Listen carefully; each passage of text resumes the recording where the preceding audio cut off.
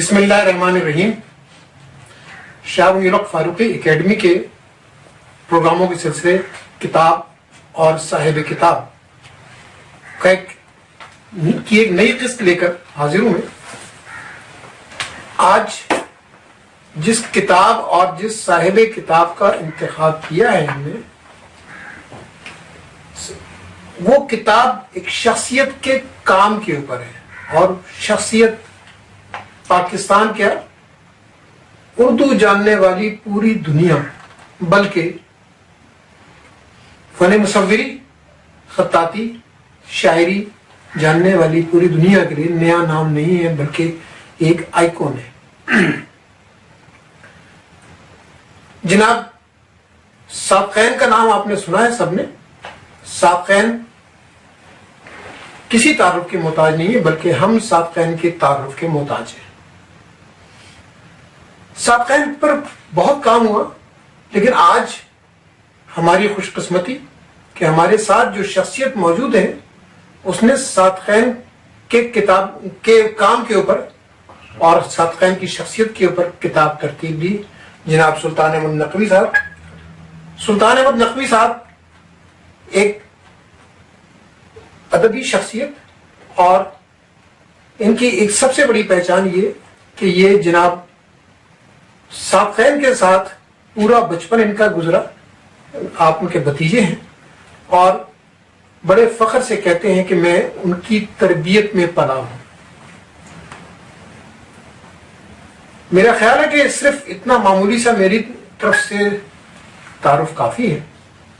बाकी सुल्तान नकवी साहब से मैं दरख्वास्त करूंगा, खुद पहले जरा सा अपना और साबकैन का तारुफ, अपना साबकैन के रिश्ते का तारुफ और उस ताल्लुक का तारुफ करवा दीजिए, फिर उसके बाद हम आगे बढ़ते हैं। शुक्रिया सलीम साहब, आपने मुझे ये मौका दिया कि मैं आपके प्रोग्राम में शरीक हूँ।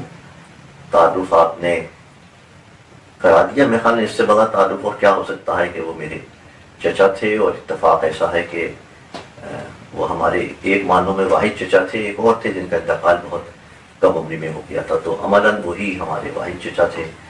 फिर मेरा उनका साथ इस वजह से भी हो गया कि वालिद साहब इस्लामाबाद में अपनी मुलाजमत के सिलसिले में थे, मैं कराची में था शायद, तो उनके साथ रहता था, दादी दादा और उनके साथ रहता था, लिहाजा 24 घंटे का साथ था। और फिर मतलब हर चीज़ उनकी मेरे सामने होती थी। मैं कभी कभी कहता हूँ आमतौर से, जो किसी भी बड़े फनकार हो या शायर हो या अदीब हो, उसके जब किसी घर वाले को बुलाते हैं तो ये कहते हैं, उससे बहुत ही निजी किस्म के सवालात कर लेते हैं। तो उस सिलसिले में कहता हूँ कि देखें भाई, ये जो 7 लोग रहते हैं, उनके अजीज रिश्तेदार जिस घर में रहते हैं, वो 2 तरह के अमीन होते हैं। एक उनकी ज़ाती शख्सियत के, और दूसरा उनके पास जो ज़्यादा बड़ा ख़जाना होता है वो ये होता है कि वो जो लोग गुफ्तगू करते हैं, वो चाहे वो किसी और से भी कर रहे हों, तो उसमें हम शरीक होते हैं, तो हम उनकी गुफ्तगू के बराह रास्त हम सुन रहे होते हैं। तो उनके ख्यालात से भी हमसे ज़्यादा वाकिफ कम लोग होंगे जो बराह रास्त उनसे सुन रहे होंगे। वैसे तो सब तबसरा लोग करते ही रहते हैं।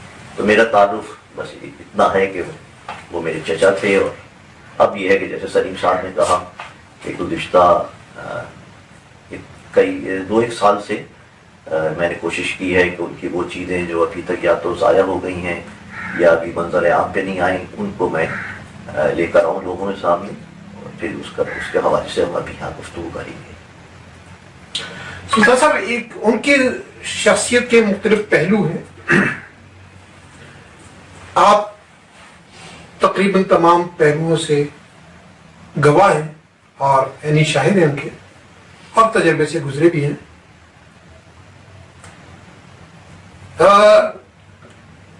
वैसे तो आपका तजर्बा उनके साथ ज़ाहिर ज़ाती नोयत पे था, वो अपनी जगह पर, लेकिन आपने उनकी शख्सियत को पनपते हुए देखा।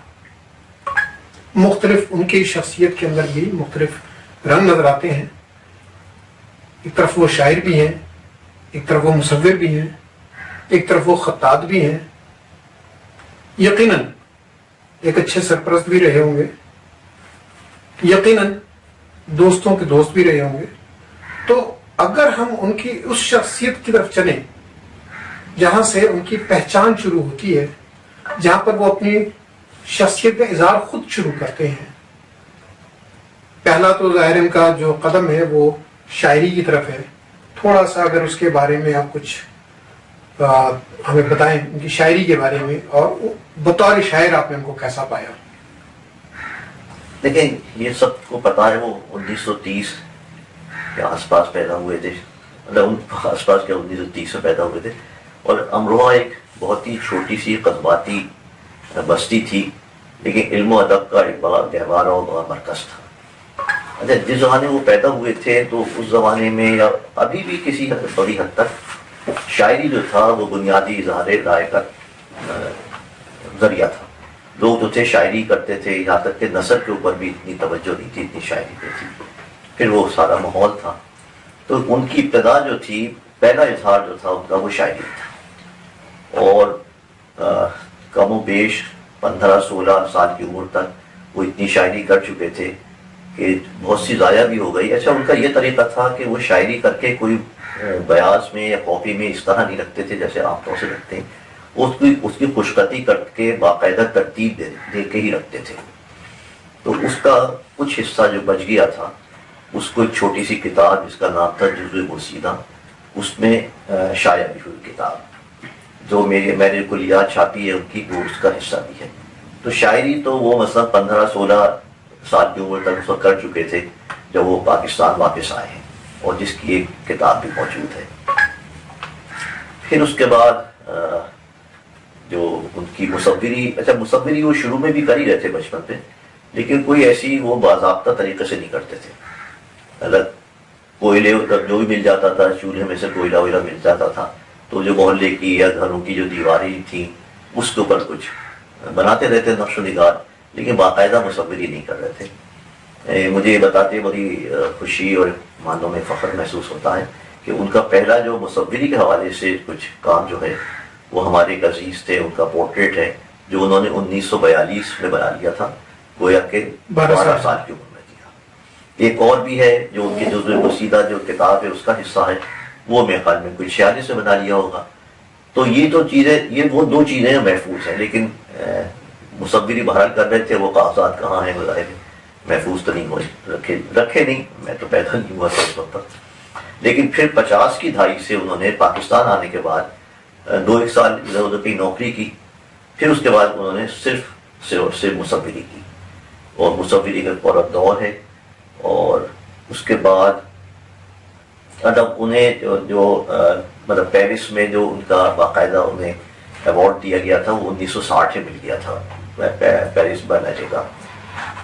پھر اس کے ساتھ ساتھ پھر وہ پیرس چلے گئے تھے، پھر واپس آئے. پھر 1968 میں انہوں نے یہ خطاطی کا آغاز کیا. اور یہاں ایک بات اور بھی میں واضح کر دوں کہ لوگوں کا عام طور سے خیال یہ ہے کہ شاید انہوں نے ضیاء الحق کے وقت میں خطاطی کی تھی، ان کے جو بھی اسلامی حوالے سے تھا، لیکن ایسا نہیں ہے. انہوں نے ضیاء الحق کے آنے سے کوئی 10 سال پہلے خطاطی شروع کر دی تھی، اور پورے عروج پہ پہنچ گئے تھے وہ اس کے آنے سے پہلے. تو یہ ان کا تخلیقی سفر ہے، شاعری سے شروع ہو کے مصوری، اور مصوری سے خطاطی. اور ویسے ایک بات اور عرض کر دوں کہ ان کی جو بھی وہ شاعری ہو یا مصوری ہو یا خطاطی ہو، وہ ایک ہی تصویر کے 3 رخ ہیں. جو شاعری ہے وہ تصویر میں ہے، جو تصویر میں ہے وہ خطاطی میں ہے. اور ان کی ایک روائی بھی ہے اس حوالے سے. وہ کہتے ہیں کہ ایک بار میں شاعری بھی کر کے دیکھوں، کیا فرق ہے شاعری بھی کر کے دیکھوں، تصویروں میں اشعار کہے ہیں میں نے، شعروں میں مصوری بھی کر کے دیکھوں. واہ! ایسی آگے کی کئی رباعیات میں انہوں نے اس بات کا اظہار کیا ہے کہ اس طرح نہیں ہے کہ صرف میں مختلف جہتیں، وہ سب آپ کو ان کی مصوری سمجھنی ہو تو ان کی شاعری پڑھیں، شاعری سمجھنی ہو تو مصوری لکھیں. اسی طرح خطاطی میں جو اس کی حدود ہیں اس کے اندر رہتے ہوئے تارے تقدس کا وہاں پر عنصر ہوتا ہے، اس کو رکھتے ہوئے انہوں نے یہ سب چیزیں اپنی خطاطی میں بھی دکھائی کی ہیں، خطاطی میں بھی دکھائی ہیں. آپ اچھا، کچھ آپ کو یقیناً اندازہ اس بات کا کہ ظاہر ہے کہ انہوں نے جو مختلف میڈیم چوز کیے اپنے اظہار ذات کے لیے، وہ خود کون سے میڈیم کو زیادہ پسند کرتے تھے؟ میں نے عرض کیا کہ پسند وہ تو بس اظہار رائے تھا، پسند اور جو ارے شاعر جتنے بھی تخلیقی لوگ ہوتے ہیں ان کے کچھ بنی بنائے اصول نہیں ہوتے، وہ کس وقت ذہن میں کیا آ جائے. بلکہ شاعری کے حوالے سے ایک بات رہ گئی کہنی کہ یہ جو شاعری تھی پھر اس کے بعد انہوں نے 69 میں دوبارہ سے شاعری کی طرف مائل ہوئے اور انہوں نے شاعری کی، اور شاعری میں وہ صنف اختیار کی یعنی کہ ربائی کی، جس کے بارے میں کہتے ہیں کہ وہ 40 سال سے پہلے نہیں کہنی چاہیے. یہ جو صاحب جملہ ہے کہ یہ شاعر کو خون تھکوا دیتی ہے، اس وجہ سے 40 سال سے پہلے ربائی کہنا شروع نہیں کرنا چاہیے. اور کہیں اور خوب کہیں تو ان کے بعد ان کی تقریباً کوئی 2500-3000 ہزار ربائیاں کہیں ہیں، جو میرے خیال سے کسی اردو شاعری میں اس تعداد میں کم لوگوں نے کہی. اچھا، صادقین پر بہت سارے لوگوں نے بہت کام کیا، بلکہ بہت سارا کام ایسا ہوگا شاید آپ کی نظر سے بھی نہ گزرا ہو لوگوں کا کام، اتنا کام ہوا ان کے پر، اور لوگوں نے تھیسس تک لکھے. آپ کو یہ خیال کیوں آیا کہ یہ کتاب آپ ترتیب دیں جبکہ کام ہو رہا ہے ان کے اوپر؟ لیکن یہ بڑا مشکل سوال ہے، لیکن اس کا جواب جو میں دیتا ہوں، جو میرا مشاہدہ ہے، جتنا میں نے پڑھا ہے، کہ ان کے بارے میں کم سے کم کسی مصور کے بارے میں اتنا نہیں لکھا جاتا پاکستان کے جتنا ان کے بارے میں لکھا جاتا ہے. لیکن اس میں تھوڑی سی میرے خیال میں جو کوتاہی ہے وہ یہ ہوتی ہے کہ وہ ایک ہی چیزیں ہیں وہی بار بار ہر آدمی دہرا دیتا ہے تھوڑی سی تفریح کے ساتھ، تو اس میں کوئی تحقیقاتی عنصر بہت کم ہوتا ہے، نیا کام نہیں ہوتا کوئی تحقیقات کے حوالے سے. ٹھیک ہے کہ مثلا وہ کہیں کہ بھئی جو 1960 میں وہ خود کیا کہتے تھے اپنی کام کے حوالے سے، کیا کام کر رہے تھے، اخبارات میں کیا رائے دی جا رہی تھی، جو اس وقت کے تنقید نگار تھے وہ کیا لکھتے تھے. تو وہ جو کچھ چیزیں ہیں جو عام لوگ جانتے ہیں کہ صاحب انہوں نے بہت کام کیا، فلاں جگہ میورلز بنا دیے، یہ انہیں تمغے مل گئے، غالب، اقبال اور فیض کو انہوں نے تصویریں بنا دی، لیکن اس کے پیچھے کیا چیزیں تھیں، کیا پیغام تھا، وہ اس کے بارے میں بہت کم لوگ گفتگو کرتے ہیں. یہاں میں بتا دوں ایک بات آپ سے اور عرض کرتا ہوں کہ وہ جو کام کرتے تھے، وہ جو ایک زمانے میں ایک تحریک تھی جسے ترقی پسند مصنفین کہتے ہیں، پھر مصنفین تھی لیکن اس میں فن کے سارے شعبے کے لوگ شامل تھے. تو جو ان کا ایک سلوگن تھا کہ فن برائے فن نہیں بلکہ فن برائے زندگی ہونا چاہیے، ایک مقصدیت. اچھا، تو وہ اس کے مکمل طور سے اس کے قائل تھے، اور انہوں نے جو بھی اپنی فنی چیزیں دی ہیں، تصویریں ہوں، رباعیات ہوں یا وہ ہو خطاطی ہو، وہ سب ایک مقصد لے کے چلتی ہیں. اس میں ایک پیغام ہے کہ بھئی ہمیں اور تبصرہ ہے معاشرتی حالات کے اوپر، جو تبدیل ہوتی ہوئی دنیا ہے اس کے اوپر کہ معاشرہ ہمارا کس صورتحال سے دو چار ہے، ہمارے ایون جو سیاسی حالات ہیں وہ ہمارے کیا ہیں. اور بہت واضح انداز میں لوگ کرتے ہیں، یہ نہیں کہ وہ سبھی لوگ کرتے ہیں، لیکن جتنا واضح ان کے ہاں ہے اتنا میری جو تھوڑی بہت معلومات ہے یا کم معلومات ہے اس کے حوالے سے اور لوگ اس طرح سے نہیں کرتے جس طرح سے انہوں نے کیا. اچھا، آپ ایک طویل عرصہ ان کی صحبت میں رہے، ان کی تربیت میں رہے، کچھ ان کے وائرس آپ میں بھی آئے شاعری کے یا مصوری کے؟ یہ اتنا شرمندہ کرنے والا سوال ہے یہ میرے لیے کہ پتہ اس سوائے اس کے کہ میں جو ایک عام آدمی ہوتا ہے کہ دیکھ کے اس کو سمجھ بھی لیتا ہوں کہ وہ ان کی سمجھائی بھی ہے، اس وجہ سے میں شاید اس کو سمجھ بھی لیتا ہوں، اور یہ کہ اسے تصویر سے انجوائے بھی کر لیتا ہوں. اور اس کا ایک اپنی جان چھڑانے کے لیے میں ایک بات یہ کہتا ہوں کہ جس طرح بہت ہی کسی تناور درخت کے نیچے چھوٹے موٹے پودے جو ہیں وہ جل جاتے ہیں، تو جتنی تناور لوگ ہوتے ہیں ان کے سب کے یہاں آپ دیکھیں گے یہ چیز، یہ قدرت کا قانون ہے. تو وہ جو ہے ہم کسی کا بھی آپ جس کا نام لے لیں، کوئی بھی اس طرح سے کام نہیں کر پاتا جس طرح اس کے بزرگ کرتے ہیں، کہ وہ اس کے اتنے اثر میں ہوں گے، اتنے انڈر پریشر ہوتے ہیں کہ وہ شاید اس حساب سے نکل نہیں سکتے. اگر کریں بھی تو وہیں محدود ہوتے ہیں. لوگ کہہ دیتے ہیں کہ یہ وہاں سے چل رہا ہے. اچھا، ان کے نقطۂ نظر سے خطاطی میں اور مصوری میں کیا فرق ہے؟ دیکھیں، ایک تو خطاطی کے شاید 3 دور گزرے.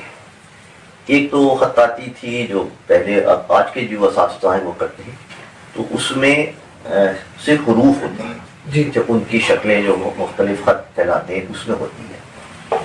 پھر ایک مختصر سا دور پاکستان میں بھی آیا کہ اس میں رنگوں کی آمیزش شروع ہوئی. جو آیت کا جو مضمون ہے اس کے حساب سے وہ رنگ کی بھی ایک زبان ہوتی ہے، وہ رنگ اس میں شامل کر دیتے. انہوں نے ان کا جو ایک وہ ہے کنٹریبیوشن ہے وہ یہ ہے کہ انہوں نے اس کو مصوری اور خطاطی کو ایک ساتھ کر دیا. آپ ان کی جتنی بھی خطاطیاں دیکھیں گے اس کو اگر وہ نہ بھی سمجھتا ہو، جو نہیں پڑھ سکتا ہو، نہیں سمجھتا ہو، لیکن وہ اس کی جو مطلب پینٹنگ کی شکل دے دی انہوں نے خطاطی کو.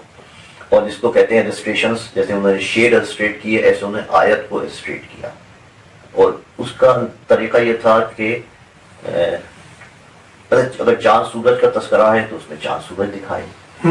اچھا، اور اس کی میں بہت سادی سی مثال یہ دے دیتا ہوں کہ مطلب عرض لکھنا ہے تو اب سواد کا جو دائرہ بنا تو اس میں مثلا انہوں نے گلوب بنا دیا. ٹھیک ہے. تو جس کی کچھ بھی سمجھ میں نہیں آئے گا وہ یہ ضرور سمجھ لے گا کہ یار یہاں پر زمین کا قصہ ہے، یہاں پر اس کا بیان کیا، یا ستاروں کا ہے، یا اور ان چیزوں کا ہے. اور جو سورہ رحمان ہے وہ تو مطلب پورا اور بھی ہیں، لیکن سورہ رحمان کیونکہ ان کی بہت ہی مشہور وہ ہے تو وہ پوری کی پوری پینٹنگ سے اگر کچھ بھی نہ سمجھے. اور ایک اور عرض کروں آپ سے کہ انہوں نے سورہ رحمان 3 دفعہ لکھی. اچھا. ایک دفعہ سن 70 میں لکھی، پھر 74 میں لکھی، پھر 81 میں لکھی. اچھا، وہ جو اس میں بار بار دہرائے گئے ہیں آخری جی تو گویا کہ اس میں 31 ہیں. ٹھیک ہے. تو 93 دفعہ انہوں نے یہی چیزیں ایک ہی. اچھا، اس ظاہر حروف تو وہی رہیں گے اور لفظ بھی وہی رہیں گے، لیکن اگر ان تینوں کو آپ ایک ہی آیت کو تینوں ورژن رکھیں گے تو آپ کو تینوں میں ایک واضح فرق نظر آئے گا. اچھا، یہ نہیں کہ ایک ہی چیز کو دہرائے جا رہے ہیں، اس طرح کی کاپی پیسٹ نہیں ہے. تو اگر ایک ہی حرف کو 93 ویریشن سے آدمی لکھ سکتا ہے تو سمجھ لیں اس میں کتنی تخلیقی صلاحیت ہوگی. اور ایک اور آپ سے عرض کر دوں، یہ سب ان سے سنی ہوئی باتیں ہیں. جی. تو کہتے تھے بھائی دیکھیں، جب انسان کو اللہ تعالیٰ دنیا بھیجتا ہے تو کچھ صلاحیتیں لے کے بھیجتا ہے. ہر ایک کے پاس صلاحیت ہوتی ہے کچھ نہ کچھ. اب جو لوگ اس کو ضائع کر دیتے ہیں وہ ان کا پتہ ہی نہیں چلتا، اور ان کو روب عمل لانا، اس کو سامنے لانا جو ہے وہ بھی ایک عبادت کا حصہ ہے کہ قدرت کا جو اس نے آپ کو عطا کی ہے اس کو ظاہر کرے آپ. صحیح. تو میری عبادت جو ہے وہ یہ کام ہے جس کے لیے اللہ نے مجھے بھیجا تھا. تو یہ میری عبادت کا طریقہ ہے کہ میں یہ مطلب جس کو کہنا چاہیے شکران نعمت ہے. ہاں شکران نعمت ہے. صرف کیلیگرافی نہیں بلکہ پینٹنگ بھی ہے اس میں، شاعری بھی ہے. یہ سب اس نے مجھے دے کے بھیجا تھا جس کو مجھے اس کا حق جو ہے یا اپنا فرض وہ مجھے ادا کرنا چاہیے. اچھا، جس طرح آپ نے بھی کہا اور بالکل بجا فرمایا کہ ایک بڑے درخت کے نیچے پودے جل جایا کرتے ہیں اور وہ جب وہ سایہ درخت کا ہٹتا ہے پھر ایک دم سے جو گرمی محسوس ہوتی ہے وہ تجربہ بھی وہ بھی قدرت کا قانون ہے. یہ تو دنیا اسی طرح چلتی ہے، اور بس اس کا شکرانہ ہم اس طرح ادا کر رہے ہیں جیسے میں نے بہت دیر میں شروع کیا، لیکن بہرحال جب میں اصل میں یہی معلوم کرنا چاہ رہا تھا کہ وہ درخت ہٹنے کے کتنے عرصے کے بعد. دیکھیں، میں نے پہلی اس میں تھوڑا سا ایک تو خیر غم روزگار بھی ہوتا ہے ہر ایک کا، پھر تھوڑی سی احتیاط، پتہ نہیں کیوں شروع میں ایسا تھا یار میں اگر کروں گا تو یہ نہ ہو جائے، کہیں وہ نہ ہو جائے. پھر وہ کچھ ایسے کام ہونے لگے کہ میں نے کہا اسے کرنا ضروری ہے تاکہ حقیقت لوگوں کے سامنے آئے. پھر بہت سی چیزیں میرے پاس رکھی ہوئی تھیں جو ضائع ہو رہی تھیں یا پڑی ہوئی تھیں، کہنا چاہیے رکھی بھی نہیں تھی، پڑی ہوئی تھی. تو میں نے کہا یار دیکھیں اس امانت کو جو ہے، جو یہ لوگوں کی امانت ہے، یہ ان تک پہنچنی چاہیے. تو پھر میں نے 2010 میں، یعنی کہ ان کے انتقال 23 سال کے بعد، پہلی ان کی رباعیات کی کتاب میں نے چھاپی. اور جیسے میں ابھی پہلے بھی عرض کر رہا تھا کہ وہ کیونکہ بالکل ایک عوامی آدمی تھے، وہ کہتے تھے کہ میرا سارا کام جو ہے وہ لوگوں کے لیے ہے. اس حوالے سے بھی گفتگو کریں گے. تو میں نے جب کتاب چھاپی تو عموماً جیسے لکھتے ہیں کہ تمام حقوق پبلشر کے نام ہے یا مصنف کے نام ہے، تو میں نے اس کتاب میں لکھ دیا تمام حقوق جو ہے وہ قاضی کے نام محفوظ ہے، تاکہ یہ لوگوں کے لیے جو جسے جس طرح چاہے استعمال کریں. میں ان کی تھوڑی سی فنی نظریے کے بارے میں آپ سے تھوڑی سی گفتگو کروں گا.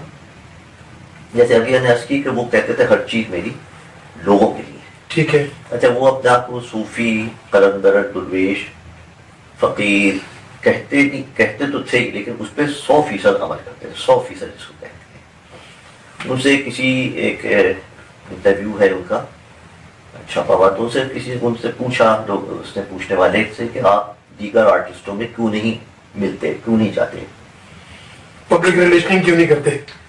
جی. ویسے پبلک ریلیشننگ وہ خوب کرتے تھے. اس کے لیے وہ کہتے تھے کہ میں نہیں کرتا، لوگ مجھ سے کرتے ہیں. اب میں کسی کے پاس نہیں جاتا، لوگ میرے پاس آتے ہیں جس رتبے کے لیے. جب اسے پوچھا کہ آپ کیوں نہیں کرتے آپ، تو انہوں نے کہا بھائی بات یہ ہے کہ میں تو ایک صوفی آدمی ہوں، ایک روحانی آدمی ہوں. یہ الگ بات ہے کہ میرا جو صوفیزم ہے وہ میری پینٹنگز میں، میری شاعری میں، میری خطاطی میں ظاہر ہوتا ہے. اور وہ لوگ بہت بڑے لوگ ہیں، تو میں اس لیے ان سے. اور پھر آگے اس میں یہ بھی ہے کہ وہ تصویریں بیچتے ہیں. میں بیچتا نہیں ہوں، میں دل کی دھڑکنوں پہ دے دیتا ہوں. اسی میں انہوں نے کہا کہ مجھے یہ فخر حاصل ہے کہ میں نے سعودی عرب کے شاہ خالد کے جہاز میں جو خطاطی تھی اس کے آفر کو میں نے رد کیا. میں نے ملکہ فرا دیوا جو تھی ایران کی، اس کے پورٹریٹ بنانے کو میں رد کیا. اچھا. تو کسی نے پوچھنے والے نے وہ انٹرویو میں کہ بھیا اس میں کیا حرج کیا تھا کہ آپ نے کیوں نہیں کیا؟ تو انہوں نے کہا کہ میں ایسی جگہ پہ کام نہیں کرتا جو عام لوگوں کی دسترس سے باہر. کیا بات. میں عام آدمی کام کرتا ہوں. اور ان کا ایک کافی مشہور جملہ ہے تو انگریزی میں، لیکن اس کا 4 لفظ ہیں. تو کہتے تھے میں ڈرائنگ روم کا آرٹسٹ نہیں ہوں، میں گٹر کا آرٹسٹ ہوں. میں لوگوں کو پینٹ کرتا ہوں. اور ایک انٹرویو ہے 1970 کا یا 71 کا، تو اس کی جو ہیڈنگ ہے، وہ سرخی ہے، اس کے معنی ہی یہ ہے کہ میں دولت پہ لات مارتا ہوں. اچھا، تھوڑا سا ان کے کام کی طرف اگر ہم آئیں، مجھے جو کتابیں یہاں پر نظر آ رہی ہیں اس میں غالب کے اوپر بھی کام ہے، رباعیات ان کی اپنی ہے، سورہ رحمان کے اوپر کام ہے. تو میں چاہوں گا کہ ہم رباعیات سے شروع کریں کہ پہلے ان کی جو ہے وہ شاعری ہے، تو اس سے ذرا سے ہم شروع کریں. میں یہاں یہ عرض کر دوں کہ رباعیات تو 2010 میں چھاپی. ٹھیک ہے. لیکن اس سال میں نے 4 شیٹیں چھاپی ہیں. جی. جس میں غالب کا یہ فولیو ہے، مطلب یہ کتاب میں لوز فولڈرز ہیں. ٹھیک ہے. پھر اس میں یہ سورہ رحمان ہے. سورہ رحمان بھی انہوں نے اس لیے بھی چھاپی کہ یہ جس ادارے کو انہوں نے توفتاً دے دی تھی، سرکاری ادارہ ہے، اس نے اس کو تباہ کر دیا، اس کا وجود ختم کر دیا ہے. لے گئے لوگ اس کو، یا بھاؤ دی، مجھے اندازہ نہیں. تو میں نے کم سے کم یہ جتنا بچ گیا شکیلی فارم میں، پرنٹ فارم میں کم سے کم یہ زندہ تو رہے، کبھی یہ کام ہوا تھا. ٹھیک ہے. پھر اس کا یہ ایک ڈرائنگس کا وہ ہے 3، اور یہ کتاب یہ 4 اس سال کی ہو گئی ہیں. اچھا. اور یہ 2010 کی تھی. اب رباعیات تو پھر مجھے کتاب لے کر پہنچنی پڑے گی، اس میں سے کچھ آپ کو بتانے کے لیے، اس طرح مجھے یاد تو نہیں ہے. تو میں اٹھا کر دیتا ہوں آپ کو.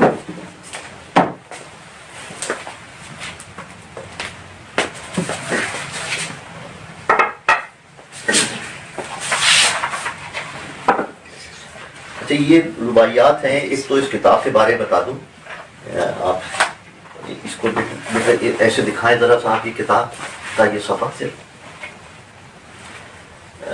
ذرا سا یہ فوکس کر لینا. جی. مطلب میں یہ کروں، یہ کتاب جو ہے یہ اپنے قسم کی واحد کتاب ہوگی.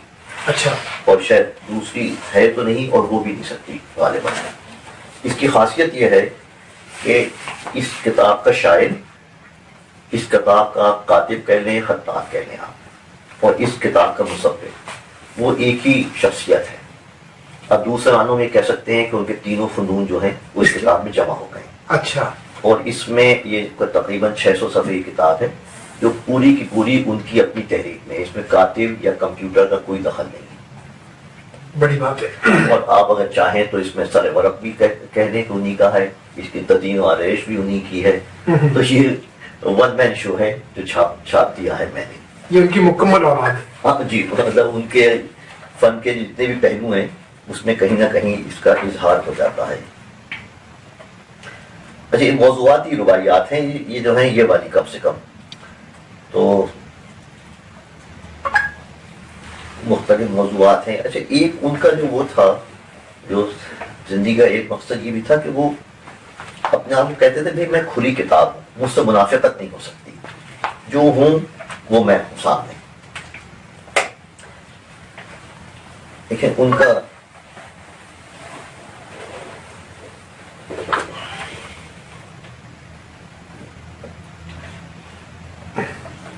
لیکن وہ کس طرح سے اس کے تصویر کو یا کتنی اہمیت دیتے تھے. اور یہ ان کی رباعی ہے، شاید میں صحیح پڑھ سکوں. میں فیل ہوس پر دل کو ہویدا کر لوں، سلسل وہیں حرص کا پودا کر لوں، زردار کی گرد دولت ناجائز میں قرآن کی آیات کا سودا کر لوں. واہ. یہ آج کل ایک مشہور لطیفہ کہنے کو رہا ہے کہ وہ جب آدمی گیا وہاں پر کچھ خریدنے کے لیے گوشت وغیرہ، تو اس سے پوچھا کہ بھائی یہ گوشت حلال ہے؟ جی گوشت تو حلال ہے لیکن جس پیسوں سے خرید رہا ہو وہ حلال نہیں کہہ رہا. ایک دو چیزیں آپ کی وضاحت کر دوں جو میں کہتا کہ خطاطی کو انہوں نے کس طرح سے پینٹنگ بدلا.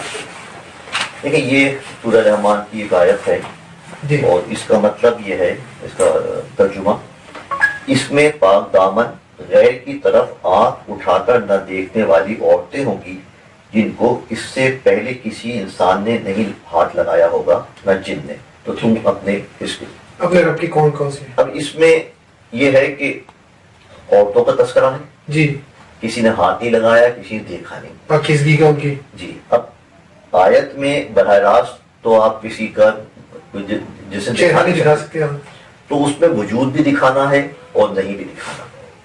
تب تخلیقی آدمی کا ذہن کس طرح کام کرتا ہے. لیکن یہاں یہ پردے ہیں، ٹھیک ہے. جب پردے سیدھے نہیں پڑے، ایسا ہے جیسے پیچھے کوئی حرکت سی ہو رہی ہے. ٹھیک. جو حروف ہے نا وہ بھی لہراتے ہوئے ہیں، صحیح نہیں جیسے کوئی پیچھے سے ہاتھ سے ہلا رہا ہو. تو یہ ان کے وجود کی علامت ہو گئی کہ پیچھے کوئی ہے جس کو دیکھ نہیں سکتے آپ. اس طرح انہوں نے، اور پردہ ظاہر ہے کہ عورت کے وجود کی علامت ہے. عورتیں پردے میں ہیں تو پردہ بھی دکھا دیا اور ان کا وجود بھی دکھا دیا اس ارتعاش سے جو پردے ہل رہے ہیں اس سے. تو وہ پورا واضح ہو جاتی ہے ایک چیز. پھر انہوں نے اچھا یہ جو آیت ہے یہ بھی انہوں نے چار یہ رکھی یہاں پر، ایک ہی دفعہ چار طریقوں سے لکھی. اچھا. تو وہ جو کام کا ویریشن ہے وہ ہے. پھر انہوں نے ایک کام خطاطی کے حوالے سے یہ کیا تھا جو ہمارے جو اردو فارسی عربی کی جو تحریر ہوتی ہے اس میں حروف جو ہیں اپنی شکل بدلتے چلے جاتے ہیں. ٹھیک ہے. مطلب بھائی لکھیں گے تو بے الگ شکل میں آئے گی، باپ لکھیں گے تو بے لمبی ہو جائے گی، بیٹا لکھیں گے تو چھوٹا سا شوشا بن جائے گا. تو حروف کا جو وجود ہے نا وہ مٹتا چلا جاتا ہے یا تبدیل ہوتا چلا جاتا ہے جو بھی کہتے ہیں. تو انہوں نے کہا کہ ایک خط بنایا ہے، ایجاد کیا جو بھی کہتے ہیں، جس پہ حروف نا اپنی پوری شکل برقرار رکھتے ہیں اور پھر اس کے بعد وہ جب ایک جگہ جمع ہوتے ہیں تو وہ حرف بن جاتا ہے، لفظ بن جاتا ہے حروف.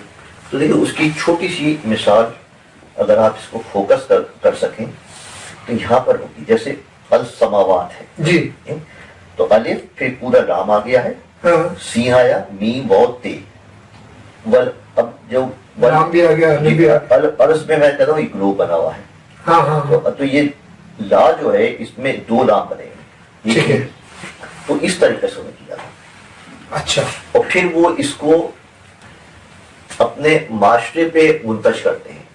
کہ وہ لفظ کو وہ ایک فرد سمجھنے لگتے ہیں، اور جب افراد ملتے ہیں تو جیسے حرف مل کے جو ہے وہ لفظ بن جاتا ہے، تو انسان مل کے معاشرہ بن جاتا ہے، تو انفرادیت بھی قائم رہے گی اور اجتماعیت بھی آ جائے گی۔ اس طرح سے انہوں نے اس خطاطی میں یہ میسج دیا کہ آپ اپنی انفرادیت قائم رکھیں اور پھر اجتماعی طریقے سے بھی اچھی طرح رہیں اور صحیح طرح سے اس کو کمپوز رہیں، تو ایک اچھے معاشرے کے مطلب بیلنس برقرار رکھیں۔ ہاں، بیلنس برقرار رکھیں۔ پھر وہ ایک مادہ پرستی کے خلاف تھے، جو آج کل کا المیہ ہے، ساری جو دنیا میں تباہی ہے وہ مادہ پرستی کے پیچھے ہے۔ تو دیکھیں وہ غالب کے شعر کا کہتے ہیں، غالب کی ہر آدمی کتنی شرحیں لکھی جا چکی ہیں، ہر آدمی اپنی، تو ایک مصور کس طرح سے اب اس کی شرح کرتا ہے۔ تو یہ بہت ہی مشہور شعر ہے، نیند اس کی ہے، دماغ اس کا ہے، راتیں اس کی ہیں، تیری زلفیں جس کے بازو پر پریشان ہو گئے۔ اب دیکھیں اس کے انہوں نے کس طرح، ویسے بہت سادہ سا شعر ہے، ایک بہت ہی سادہ سا رومانٹک سا شعر ہے، اب یہ اس کی تصویر ہے۔ اب اس میں جو لوگ تاش کھیلتے ہیں جانتے ہیں کہ چڑی کے غلام کی کیا حیثیت ہوتی ہے، کسی کو کم تر کہنے کے لیے تنزیہ کہتے تھے، چڑی کا غلام ہے، بالکل ٹھیک ہے۔ اور یہ جو حکم کی بیگم ہے یہ ایک اعلیٰ درجے کا پتہ مانا جاتا ہے۔ یہ ہوا یہ ہے کہ اعلیٰ درجے کا پتہ جو ہے چڑی غلام کے پاس جا کے زلفیں اس نے اس کے شانوں کو پریشان کر دی۔ کیوں کر دی؟ کیونکہ اس کے سر پہ ملے رکھی نہیں، صحیح، سامنے اور دولت کے انباروں کے جو علامتیں ہیں وہ سب ہے گی، صحیح، اور اس کا جو جسم ہے وہ ہیرے کی کٹار پہ ہوتی ہے، کرسٹل کٹنگ کے ساتھ ہے۔ تو یہ جو آج کل مادہ پرستی ہے کہ آپ کی پس منظر کیا ہے، تعلیم کیا ہے، آپ کی اخلاقیات کیا ہے، وہ سب پس پشت ہے، اصل چیزیں مادہ ہے کہ آپ کیا ہیں، پھر اعلیٰ سے اعلیٰ چیز جو ہے وہ آپ کے پاس حاضر ہو جائے گی۔ تو اس طریقے سے وہ ایک سوشل کمیونٹی بھی کرتے تھے اپنی، چاہے پینٹنگ ہو یا خطاطی ہو، سب۔ یہ بات تو ہے، غالب کو اور اقبال کو انہوں نے فیض کو یوں کہہ لیجئے کہ عوام میں بولتا ہوا شاعر بنا دیا مصوری کے ذریعے۔ جی جی جی۔ لیکن یہ کہ آپ کے اپنے تجربے کے مطابق وہ ان تینوں میں سے کس کو زیادہ قربت محسوس کرتے تھے، کس سے؟ میرا تجربہ نہیں، یہ تو ان کے کرے بھی، میں ان سے کسی سے پوچھا تھا تو ظاہر ہے غالب تو وہ ہے کہ خود اقبال نے غالب کی شان میں نظم کہی، فیض صاحب نے کہی، تو جب تینوں کا مقابلہ کر رہے ہوں تو جب خود ان سے ہی پوچھ لینا جو باقی دو ہیں کہ آپ غالب کو کیا سمجھتے ہیں، میں اور آپ کون ہیں، اور غالب تو بہت تو غالب تو اپنی جگہ ہے، اور کسی کے عبدالرحمن بجدوری کے دو الہامی کتابیں، ایک الہامی کتاب اس کی ہے، مجھے ذہن میں نہیں آ رہا کس کا جملہ ہے کہ مغلوں نے ہندوستان کو کیا دیا ہے، ایک تاج محل اور ایک غالب اور ایک اردو، یہ تین چیزیں دی ہیں۔ تو یہ تو مطلب غالب کی تو حیثیت ہے وہ تو سب سے نہیں، وہ صحیح ہے۔ ایک آپ کو مزیدار بات ہے، جب 69 میں غالب کی 100 سالہ برسی تھی تو ایک چرچا تھا اچانک، اچھا ہم اس وقت یونیورسٹی کے ابتدائی دنوں میں تھے، تو اسے کھیل یہ ہوتا تھا کہ دیوان غالب لو اور کسی بھی شعر کے پہلے 2 لفظ پڑھو، میں پورا شعر بتا دوں گا، اچھا، اور جہاں شعر نہیں بتا پایا تو تمہیں 1 روپیہ ملے گا، ٹھیک ہے۔ اب آج کل جو سن رہے ہوں گے بچے وہ کہیں گے 1 روپیہ تو فقیر نہیں دیتا آج کل، لیکن 1 روپے کی حیثیت یہ تھی کہ 2.5 بوتل کوکا کولا آ جاتا تھا، 40 پیسے کی بوتل ہوتی تھی، تو آج کل پتہ ہی تقریباً 50 روپے کے برابر، تو 20 سے 20 روپے کی بوتل ہے آج کل، یہ میں بچوں کی بتا رہا ہوں۔ تو کبھی ایسا نہیں ہوا کہ ہم 1 روپیہ کما لیتے ہوں، خود ہی شوق میں آگے غلط پڑھ کے کچھ دے دیں تو الگ بات ہو جاتی تھی۔ اس کے لیے وہ کہتے تھے کہ بھائی جو عام طور سے لوگ یاد کرتے ہیں اشعار وہ ذہن کے اندر بٹھاتے ہیں، جب میں ہوں مصور تو میری ویژول میموری ہے، اچھا، میں دیکھ کے جو ہے وہ ذہن میں آ جاتا ہے میرا، اسی وجہ جب تصویر بناتے ہیں تو ظاہر ہے آپ کو مختلف اینگلز بناتے ہوتے ہیں، تو اگر ذہن میں وہ اینگلز نہیں ہیں تو وہ وہاں کیسے آئیں گے، تو ذہن میں ان کے جمع ہے نا وہ ساری چیزیں، بھائی کیا ہے، ایسے شعر ان کے ویژول میموری میں چلا جاتا تھا، وہ پھر ادائی۔ سلطان صاحب ہم جہاں ابھی گفتگو کر رہے تھے اس میں آپ نے فرمایا کہ صادقین اپنے آپ کو صوفی اور قلندر سمجھتے تھے لیکن اتنے ہی بڑے وہ فنکار بھی. تو اس قسم کی شخصیت کے لوگوں کے ساتھ ایک بڑا مسئلہ یہ ہوتا ہے کہ اپنی چیزوں کی حفاظت کے اوپر زیادہ توجہ نہیں دیتے. وہ ان کی پینٹنگز، ان کی خطاطی انتہائی قیمتی چیزیں، کیا انہوں نے ان کو سنبھالنے کی طرف توجہ دی؟ نہیں بالکل بالکل نہیں دی. مطلب کوئی باقاعدہ اس بات کا ریکارڈ ہی نہیں ہے کہ انہوں نے کتنا کام کیا، کس کو دیا، کہاں ہے کہاں نہیں ہے، اس کا کوئی وہ نہیں ہے، کہیں ریکارڈ نہیں ہے. اور تھوڑا سا المیہ میں یہ کہوں، مطلب اس کا میں بھی تھوڑا سا ذمہ دار ہوں، لیکن میرے ذرائع اتنے محدود ہیں کہ میرے لیے ممکن نہیں کہ یہ جو ہمارے اتنے بڑے بڑے ادارے ہیں، پوری حکومت ہے، جو پوری منسٹریاں ہیں، ان کو اس طرح توجہ دینی چاہیے. اور انہی کے لیے نہیں، دیگر جتنے بھی اس قسم کے لوگ ہیں کہ ان کی چیزیں جن لوگوں کے پاس ہیں ان سے کہیں کہ بھئی آپ کم از کم ریکارڈ کے طور پہ ہمیں آپ دیں، فوٹوگرافک شکل میں دیں، ویڈیو کی شکل میں دے دیں. اور جو PNCA ہے، آرٹس کونسلز ہیں ہر شہر میں، پوری ثقافتی وزارت ہے، وہ ان کا یہ قسم کی ذمہ داری بھی ہے اور ہونی بھی چاہیے کہ ان چیزوں کو جمع کریں.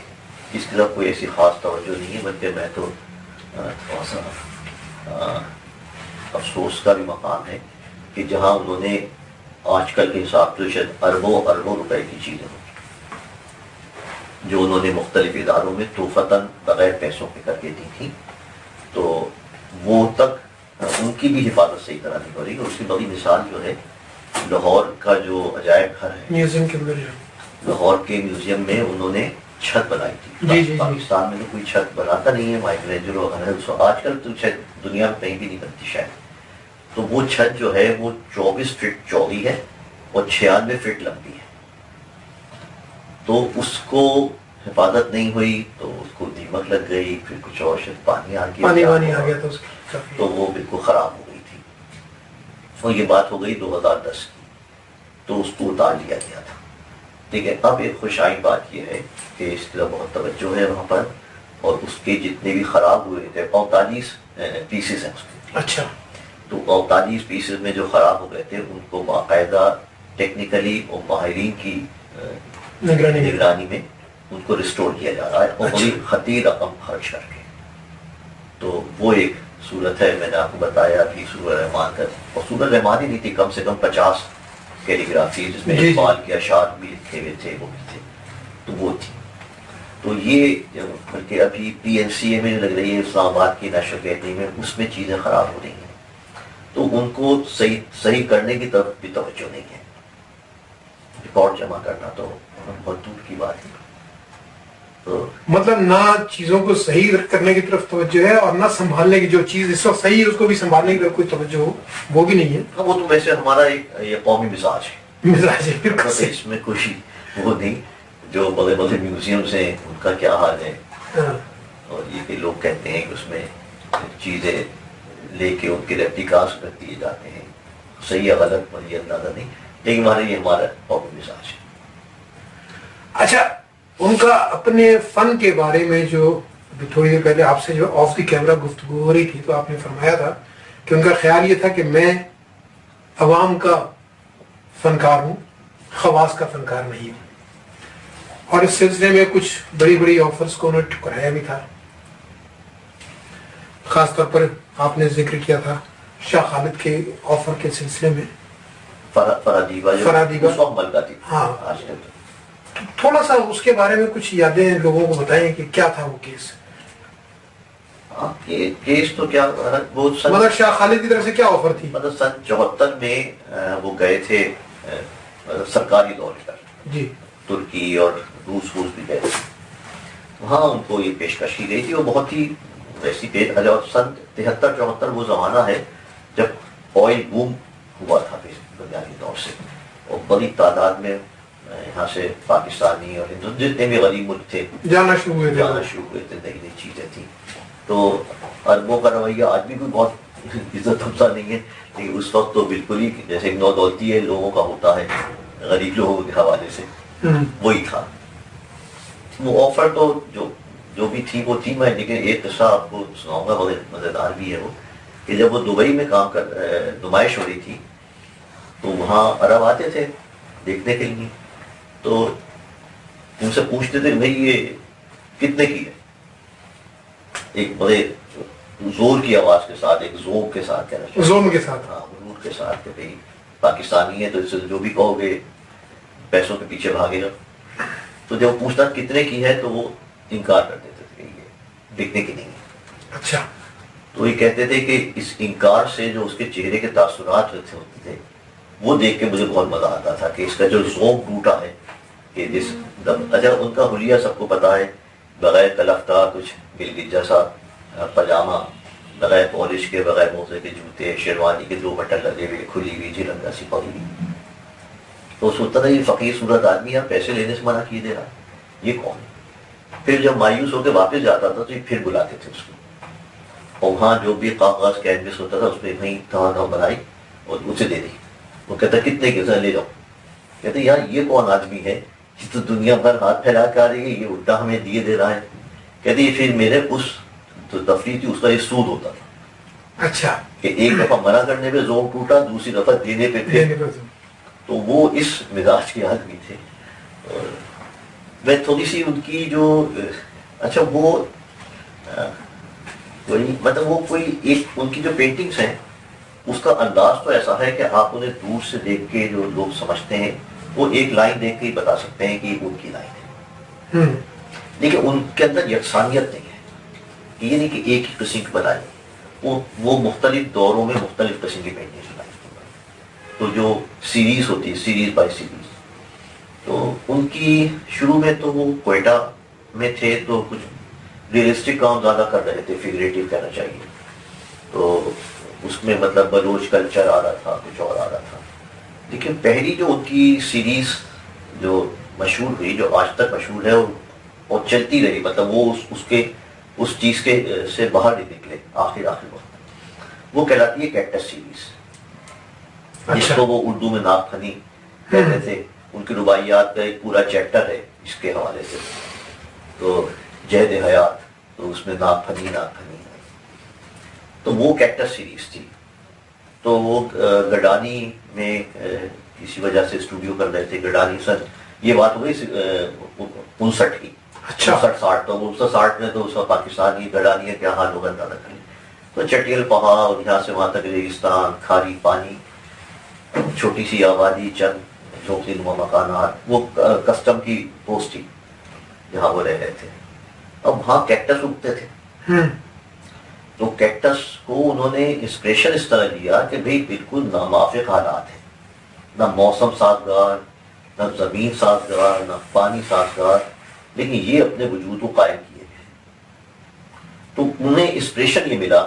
پھر آ جاتے ہیں معاشرے پہ اور اپنی ذات پہ کہ حالات کتنے ہی ناموافق ہوں، کچھ بھی ہو، آپ کو اپنے وجود کو برقرار رکھنا ہے اور اس کا اظہار کرنا ہے پورے پاور کے ساتھ اوپر پاتے جانا. اس میں ایک سیاسی پہلو بھی تھا جو انہوں نے انٹرویو میں کہی ہے. ساتھ میں یہ سب میں ان کی باتیں دہرا رہا ہوں.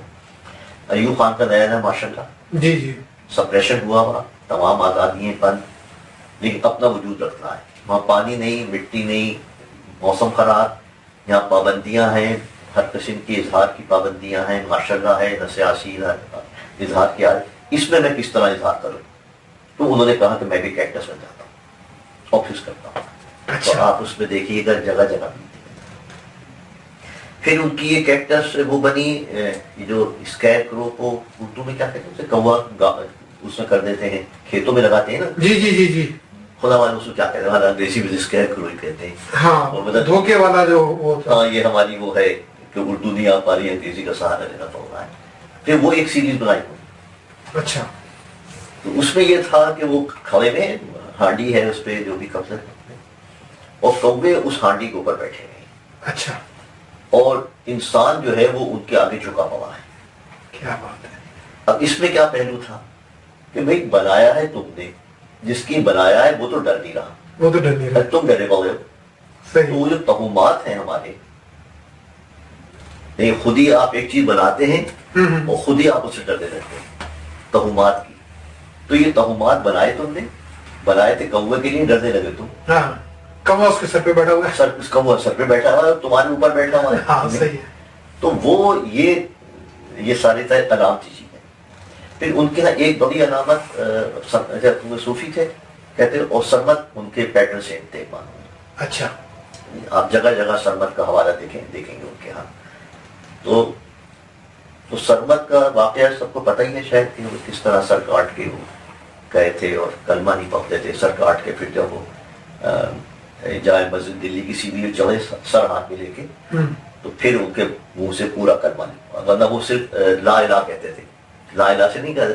اور لا الہ کی اہمیت بتا دوں سننے والوں کو بھی. لا الہ کی اہمیت اتنی ہے کہ خواجہ حضرت معین الدین چشتی کی جو ربائی ہے شاہ حسین بادشاہ حسین، جی جی جی، آخری مصرع یہ ہے کہ حقہ کی بنا لا الہ. علامہ اقبال نے کہا ہے کہ قلندر جز دو حرف لا الہ کچھ بھی نہیں سکتا. فقیہ شہر قانون ہے لغت ہے حجازی کا. تو لا الہ کی اہمیت، کلمے کی بنیاد ہی لا الہ ہے. لا الہ سے تو سمجھ جو تھے لا الہ سے نکلتے تھے آگے کہ بھئی ابھی کوئی خدا نہیں ہے، یہاں تک میں پہنچ گیا ہوں، ابھی خدا تک میرا علم نہیں پہنچ پا رہا. تو پہلے میں انکار، وہ پہلی شرط تو پوری کروں کلمے کی، پھر میں اگلی شرط، اگر یہ ضمنی بات ہو گئی تو وہ پوری ایک سربکف سیکھی ہے جس میں آدمی سر ہاتھ پہ لیے. اب سر ہاتھ پہ لے کے مختلف چیزیں ہیں کہ کہیں وہ آنے والی نسلوں کی حفاظت کر رہا ہے سر پہ لیے، کہیں وہ کچھ اور اس قسم کی چیزوں بھی کر رہا ہے، کہیں وہ ایون پینٹنگ کر رہا ہے تو اس کے ہاتھ میں سر ہے ماڈل کے طور پہ اور یوں کر رہا ہے اور پینٹنگ بنا رہا ہے. تو وہ اس سر بکف کو پھر انہوں نے بہت بار بار استعمال کیا. پھر ایک پوری سیریز ہے جس میں مکڑی کے جالے بنائے ہیں. اچھا، وہ بھی یہ ہے کہ معاشرے پہ اتنا جمود طاری ہے کہ ایک مکڑی کے جالے جیسی نازک چیز کو ہم نہیں توڑ پائے اور بیٹھیں. صحیح، جو ہم اپنے معاشرے پہ دیکھ ہی رہے ہیں نا، کیا کیا ہوئے جا رہا ہے، کیا کیا نہیں ہو رہا ہے، اور ہم فارغ بیٹھے بھی ہیں. اصل میں ہمیں ڈرنے کا شوق بھی ہو گیا نا. ہاں، مطلب ایک معمولی چیز کو آپ عبور نہیں کر پا رہے. ہاں، مکڑی کا جالا ہی آپ کے لیے مشکل بن گیا. تو یہ سب ایک علامتیں ہیں، اس کو اگر سمجھ کے آئیں گے، اور کسی چیز کو بھی، وہ دنیا کوئی فن ہو، وہ شاعری ہو، وہ افسانے ہو، وہ موسیقی ہو، رقص ہو، وہ اداکاری ہو، اگر آپ ایون کھانے کو تک کو اگر آپ یہ سمجھ کے کھا رہے ہیں کہ اس میں یہ مسالے پڑے ہیں تو اس کا مزہ ہی اور ہو جاتا ہے. تو اگر آپ پینٹنگ کو، کیلیگرافی کو، کسی بھی چیز کو اگر آپ سمجھ کے دیکھ رہے ہوتے ہیں تو اس کا لطف الگ ہے. ویسے لطف بہرحال آتا ہی ہے. مطلب سمجھ کر دیکھنا اور دیکھ کر سمجھنا دونوں میں فرق ہے. تو یہ سب چیزیں ہیں. ارے یہ چیزیں کوئی نہیں لکھتا، جو میں نے آپ سے عرض کی، یہ کوئی نہیں لکھتا، اور یہ خود انہوں نے کہی ہے. تو ان کے بارے میں پڑھو. یہ جو ہماری کتاب ہے اس میں تھوڑا سا حصہ اس قابل ہے کہ کی شخصیت، ان کے فن کی جو گہرائیاں ہیں، باریکیاں ہیں، اس تک لوگ پہنچے. اور ایک اور اس کتاب میں شامل ہو جائیں گی کہ اردو میں پینٹنگ پہ زیادہ کتابیں نہیں ہیں. ٹھیک ہے، محدود چند ہوگی شاید. تو اردو میں ایک یہ مصوری کے حوالے سے ایک اضافہ بھی ہے اور ایک بہت کارآمد اضافہ ہے. اچھا، اب جدید دور کے اندر پاکستان کے اندر مختلف، جس کو میں کہتا ہوں مشروم گروتھ ہو گئی ہے یونیورسٹیز کی، پرائیویٹ یونیورسٹیز، جس میں ہر قسم کی ہیں، جنرل سبجیکٹس بھی ہیں، تعلیم کے اوپر بھی ہے، اس کی تجارتی تعلیم بھی ہے، آرٹس کے اوپر بھی ہے. تو کیا کوئی یونیورسٹی سابقین پر کوئی اختصاص کے سلسلے میں کوئی کام کر رہی ہے آپ کے علم کے مطابق؟ میرے خیال میں انہیں پہ نہیں، آرٹ کے حوالے سے کہیں بھی کوئی بہت بڑا کام نہیں ہو رہا. جیسے ہوتے ہیں باقاعدہ ادارے ہوتے ہیں. ویسے تو ابھی گجرات یونیورسٹی ہے، وہاں جو آرٹ کا جو وہ ہے فیکلٹی ہے، ڈپارٹمنٹ ہے، انہوں نے صادقین ہاؤس کے نام سے کیا ہے.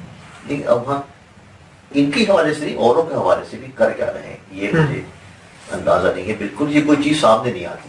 کوئی چیز ہوگی تو یقیناً سامنے بھی آ جائے گی. اگر وہ کسی کو بلا کے لیکچر ہی کرائیں گے، چھوڑیں چھپی چیزیں کے ساتھ، کسی کو بلا کے انہوں نے کہا بھائی مطلب کسی شاکر صاحب پہ، احمد پرویز صاحب پہ انتہا کا لیکچر کریں آپ، تو وہ لیکچر بھی غالباً نہیں ہوتے، جو مجھے اندازہ ہے تھوڑا بہت. تو اس طرح توجہ زیادہ نہیں ہے. ہاں کیمبرج اسکول ہے، اچھا وہ کمرشلائزیشن اتنا ہو گیا ہے کہ کراچی میں میرے خیال میں 50-60 گیلریز ہیں جن میں ہر وقت کم سے کم 100 پینٹنگز کی نمائش اور اسٹور میں رہنی چاہیے. تو اس کا نہیں، ہر وقت آپ کو 5000 پینٹنگز چاہیے. اور یہ جو ادارے ہیں، یہ میرا جملہ ہے، پتہ نہیں صحیح کہہ رہا ہوں یا غلط کہہ رہا ہوں، یہ جو ہمارے اسکول ہے یا یونیورسٹی میں ہے، یہ پینٹنگ بنانا تو سکھا سکتے ہیں آپ کو، تخلیق کرنا آپ کا کام ہوگا. وہ بنانے کی باریکیاں بنا دیں گے، لائن کیسے کھینچے گی، لائٹ افیکٹس کیا ہوں گے، رنگ کیسے ہوگا، رنگ وغیرہ وغیرہ. لیکن پھر تخلیق کرتا ہے جب تک کہ آدمی علم حاصل نہ کرے، جب تک اس کے ذہن پھیلے گا نہیں. ورنہ اصل میں تخلیق کے لیے جو ہے نا آپ کو سوچنا ضروری ہے، اور سوچنے کے لیے سوچنے کی آزادی ضروری ہے. پھر آپ سے عرض کروں گا، اگر آپ اس میں ان کی جو جزء وسیدہ میں تذکرہ کیا ہے، تو اس میں ایک پورا چیپٹر یہ ہے کہ شعر کیا ہے. تو اب اس میں یہ سمجھیں کہ 16 سال سے پہلے کی بات ہے. اب شعر میں جو بڑے بڑے فلاسفر ہیں، عمر خیام کیا کہتا ہے، رومی کیا کہتا ہے، نیسٹر کیا کہتا ہے، یہ سارے فلاسفر انہوں نے شعر کے لیے کیا کہا. ایک تو ہو رہا ہے مجموعی فلسفہ یا تو ایک بالکل انہوں نے نقطہ کہہ دیا کہ شعر کے لیے کیا تھا، اس کو پھر انہوں نے شعر بتایا. تو کسی بھی تخلیقی کام کے، وہ پھر بات رہتا ہوں، دنیا کا ہر علم اس کا حصہ ہوتا ہے. آپ شاعری اچھی نہیں کر سکتے جب تک آپ فلسفہ نہ پڑھ رہے ہو، جب تک تاریخ نہ پڑھ رہے ہو، جب تک آپ خود ادب نہ پڑھ رہے ہو. افسانہ اچھا جب تک آپ معاشرے کے حالات نہیں پڑھ رہے. اسی طرح آپ پینٹنگ بنا سکتے جب تک کہ آپ تخلیق نہیں کر سکتے، پینٹنگ بنا سکتے ہیں. ان کا ہی جملہ ہے کہ پکچر میکنگ اور پینٹنگ میکنگ میں فرق ہے. پکچر میکنگ کا غلط فن ہے، پینٹنگ بنانا کا غلط فن. ایک چیز اور عرض کروں آپ سے کہ یہ جو پینٹنگ ہے یا ڈرائنگس ہیں، ان میں جو سب سے نازک کام ہوتا ہے وہ ڈرائنگ. ٹھیک ہے. اور ڈرائنگ جتنی سادہ ہوگی اتنی ہی مشکل ہوتی جائے گی. بالکل صحیح. تو اس حوالے سب سے مشکل ہوگی سنگل لائن ڈرائنگ، کہ اس میں کچھ اور ہے ہی نہیں. تو وہ مشکل کیوں ہوتی ہے کہ وہ ایک لائن ہے، اسی میں سب کچھ دیکھنا ہے. اس کے ساتھ نہ شیڈ کا سہارا ہے نہ رنگ کا سہارا ہے، کچھ نہیں ہے، وہ ایک لائن ہے. تو ان کی اوروں کی بھی، تو ان کی جو لائن ہے وہ اتنی اسٹرانگ ہوتی ہے کہ وہ لگتا ہے جیسے چلتی بھی ہے، موو کر رہی ہے. تو لائن کے بھی بڑے ماہر تھے. مطلب سادگی میں جو حسن ہوگا وہ اس میں نہیں آئے گا. پھر تو آپ کے بہت سارے جو کمیاں ہیں، وہ آپ کے کپڑے، اس کا میک اپ، اس کا فلانا، بالوں کا اسٹائل، وہ چھپا لے گا. اگر بالکل سادہ ہے تو بالکل سامنے کھڑے ہیں آپ کے. تو سنگل لائن ڈرائنگ جو ہے وہ سامنے کھڑی ہو جاتی ہے اکیلی. لفظ مناسب ہے نہیں کہ بالکل بہنا کھڑی ہے، کوئی اس کو سہارا سپورٹ ہے ہی نہیں اس کو اچھا دکھانے کے لیے. جیسے چھوٹی بہن کا شعر خوبصورتی ہوتی ہے کہ ملا کے 10 الفاظ ہیں دونوں مصروں میں، لیکن اتنا چھوٹا سا ہے اور اسی میں سب کچھ کہہ دیا. اس کو ہر آدمی سمجھ بھی رہا ہے. جب تک کہ بہت اچھا نہیں ہوگا وہ اس وقت تک اس کو مزہ ہی نہیں. صحیح ہے. جیسے مشکل لفظ، مشکل معنی، کوئی وہ اس میں سہارا ہی نہیں ہے اس کو، کچھ تو سیدھا سیدھا کھڑا ہے سارا. تو ایسی سنگل لائن ہوتی ہے. تو آپ جس کو شاعری کی زبان میں کہتے ہیں سہل ممتنع ہے. جی سہل ممتنع. بالکل ٹھیک ہے. یہ سب چیزیں ہیں اس میں. اچھا ایک چیز سلطان صاحب، ان کا بہت کام نظر آتا ہے سورہ رحمان کے اوپر. سورہ رحمان آپ سے تھوڑی دیر پہلے گفتگو ہو رہی تھی، آپ نے فرمایا تھا کہ 3 سیریز ہیں اس کے اوپر، اور پھر اس میں وہ جو آیت ہے فَبِأَيِّ آلَاءِ رَبِّكُمَا تُكَذِّبَانِ، تو اس کے بارے میں آپ نے کچھ خاص باتیں بتائی تھی کہ لکھنے کے یا اس کی خطاطی میں خصوصیت وہ کیا ہے؟ یہ خصوصیت میں نے اسی وقت عرض کیا تھا آپ سے کہ مطلب 31 آیتیں ہیں یہ. جی. تو سورہ میں 31 بات دہرائی گئی ہے. وہ سورہ ہے، آیت، ہر آیت کا خاتمہ اس پہ ہوتا ہے. تو گویا 93 دفعہ میں لکھا. ٹھیک ہے. جب پھر وہ ایک قسم کے دہرا رہا ہوں سر الفاظ جو پہلے کہے تھے. اب ظاہر عبارت وہی ہے، حروف وہی ہیں، سب کچھ وہی ہے. اچھا اس میں اب نون کے دائرے کو کتنا دفعہ آدمی گھما سکتا ہے، یہاں ختم ہو رہا ہے. لیکن ظاہر گھمانے کے تو بہت زیادہ وہ نہیں ہو سکتے ویریشنس، لیکن دیکھیں گے جب آپ وہ سارے کے سارے رکھ کے آیت سے آیت ملاتے ہوئے، تو وہ دیکھ کے سمجھ میں آ جائے گا کہ اس میں کہیں نہ کہیں کوئی فرق آ رہا ہے۔ اچھا، ایسا نہیں ہے کہ وہی کاپی کرتے چلے جا رہے ہیں یا 10 دفعہ بنا کے 10 دفعہ باقی 9 دفعہ اسی کو کاپی کر دیا، ہر دفعہ الگ کریں۔ اس میں بعض چھوٹی چھوٹی نکات بھی ہیں، مطلب ترجمان کیونکہ منفی لفظ ہے تو پوری آیت سفید میں لکھی ہوئی ہے، ترجمان کالے میں کر دیا، رد کر دیں، کہیں اس میں کانٹے بنا دیے کہ یہ اس کی نگیٹ کرنے کا بنے، کہیں اس کو توڑ دیا کہ نگیشن ہے، تو ان علامتوں میں اس کو مطلب یہ ایک آیت 93 مختلف انداز میں جی۔ اچھا، وہ انہوں نے بڑا کام، یہ تو ہے ہی، لیکن انہوں نے خطاطی میں بہت بڑے بڑے کام کیے ہیں۔ مثلا اگر آپ لاہور میوزیم جائیں گے تو وہ جو اسلامک گیلری ہے اس میں ان کا بہت کام ہے۔ تو سورہ یاسین ہے 260 فٹ لمبی۔ اچھا، اور اس کا بھی کمال یہ ہے کہ جب وہ یہی کہتے تھے واللہ عالم کہ میں نے کوئی ناپ تو نہیں کی تھی، اچھا، پہلے انچ سے شروع کیا اور آخری انچ تک میں لے کے گیا، کہیں اس میں جھول نہیں ہے کہ کہیں نون لمبا ہے کہیں چھوٹا ہے، کہیں کھینچ کر دو یا سکے دو تاکہ محدود جگہ جو جتنی بھی ہے، ایک روانی سے لکھتا چلا گیا اور آخری لفظ وہاں کے ختم ہوا جہاں ختم ہوا۔ تو اس طرح یکسانیت سے چلتی ہے، کہیں جھول نہیں آتا اس کے اندر۔ پھر وہاں پر بھی کوئی 20 فٹ اونچے خطاطیاں ہیں، 10 فٹ بائی 30 فٹ کی کئی خطاطیاں ہیں۔ اس میں یہی فرق ہے جو آپ تھوڑی دیر پہلے کہہ رہے تھے کہ ڈرائنگ اور پینٹنگ میں فرق ہوتا ہے، پکچر میکنگ اور پینٹنگ میں۔ ہاں، پکچر میکنگ اور اس میں ایک پکچر نہیں ہے، لیکن پھر ان کو مشکل کام کرنے میں بہت شوق تھا، مطلب وہ آسان کام کو مطلب کرتے تھے، وہ بھی کرتے تھے، یہ مشکل کام جیسے منگلا تھا میورل ہے، اس گانے میں کوئی لکھتا ہی نہیں ہے، پتا بھی ہوگا شاید یا پتہ نہیں، لکھتا نہیں۔ میں نے اس کے بارے میں کوئی کئی ریفرنس تو دیکھ لیا کہ منگلا میں بتائیے منگلا نے کیا بنائی، یہ کسی کو نہیں پتا۔ اس کا جو سائز ہے اس کے ساتھ واحد مشکل یہ ہے کہ جہاں وہ لگی ہوئی ہے اس کے علاوہ کہیں لگ نہیں سکتی۔ اچھا، وہ وہاں جو پاور ہاؤس ہے جہاں ٹربائنس لگی ہوئی ہے بجلی پیدا کرے وہاں لگی ہوئی ہے، لگ کیوں نہیں سکتی؟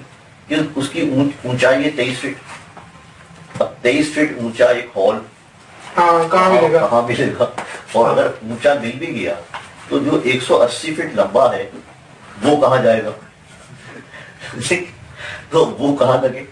اچھا، ایک ہمارے پاس لے دے کر وہ ڈرائیونگ سینما کی اسکرین تھی وہ بھی ہم نے توڑ دی، اس کے لیے چھت چاہیے، چھت چاہیے، تو 23 فٹ اونچی اور 180 فٹ لمبی، اور جو 3 مہینے بلائے تھے۔ ایک اور اس کو کہ وہ برش سے کام نہیں کرتے تھے، اچھا، بلکہ وہ نائف پر کرتے تھے۔ نائف ایسا ہوتا ہے، جو آرٹ جانتے ہیں وہ جانتے ہیں، جیسے آپ مکھن نہیں لگاتے چھری، جی جی جی، تو وہ نائف کے کام ہوتا تھا جی۔ جب برش کا تو یہ ہے کہ آپ نے ایک لمبا ہاتھ مارا، پلس 3 فٹ لمبی جگہ گھر گئی۔ اچھا، نائف سے تو انچوں میں کام ہوتا ہے، بالکل ٹھیک ہے۔ اچھا، رنگ بھی اس میں بغیر تیل کے ہوتا ہے، جو ٹیوب نکالا تو ٹیوب نکل گیا، اس میں تیل ملا دیں گے تو نائف لگے گا کیسے؟ وہ جب تک گاہا نہیں ہوا، تو نائف سے کام کرتے تھے وہ۔